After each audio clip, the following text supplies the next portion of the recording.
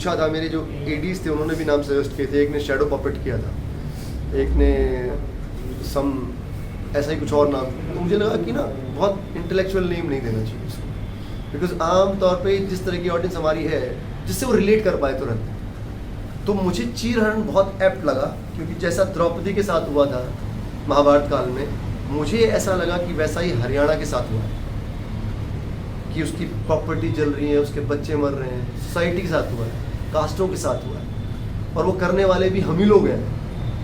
जिस तरह से कौरवों ने अपनी खुद की भाभी का चीरहरण कर दिया, ऐसे ही मुझे लगा कि हमारी सोसाइटी ने अपने हरियाणा को नहीं छोड़ा। और फिर रहा सा हमारे न्यूज़ वालों ने, जो आप अभी कवर कर रहे हैं, इनमें से कुछ लोग थे जो अलग तरह की खबरें सुना रहा था। तो मुझे ऐसा लगा कि चीरहरण एप्ट नाम है इस फिल्म के।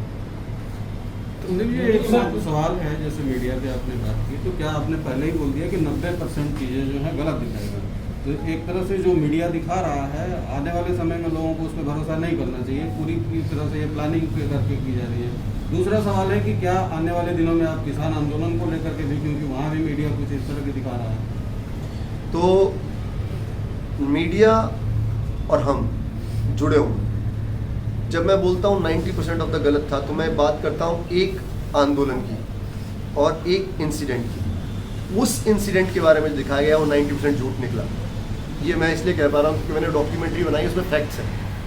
नहीं तो अगर मैं ऐसे ही बोल दूँगा तो उसका मीनिंग नहीं, तो अब लोग जाके देखेंगे तो उनको लगेगा अच्छा ये झूठ नहीं बोल रहा, भाई सच बोल रहा है, इसके पास फैक्ट्स है। ये मेरे पास प्रूफ है, वो डॉक्यूमेंट्री के अंदर है, अगर आप देख पाएंगे तो आपको पता लग जाएगा। तो उस मामले में वो 90% झूठे हैं, ये सच है। उनके ट्विटर हैंडल से लेके, उनके फेसबुक पेजेस से लेके, उनकी खबरें तक, वो जो कह रहे हैं और जो हो रहा है उसका कोई समन्वय नहीं। रही बात किसान आंदोलन की, तो मुझे बड़ा मुश्किल लगता है कि मैं बना पाऊंगा। एक फिल्म बनाने में मेरे 4 साल निकल गए। नॉर्मली मैं कमर्शियल फिल्म बनाता हूँ, मैं 1 से 2 साल में बना के रिलीज़ कर देता हूँ, और ऐसी फिल्मों को कोई प्रोड्यूसर नहीं मिलता। रिलीज़ करने के लिए जब आप जाओ तो आपको पता है कि कितने लोग देखने आते हैं। तो it is very hard to make a documentary about this incident, and I physically और मेंटली बहुत ड्रेनिंग है। आप जिनके घर पे कोई मर गया, आप उनसे जाके इंटरव्यू करते हो, तो मतलब इट्स वेरी हार्ड। मैं बनाते बनाते डिप्रेशन में चला गया था।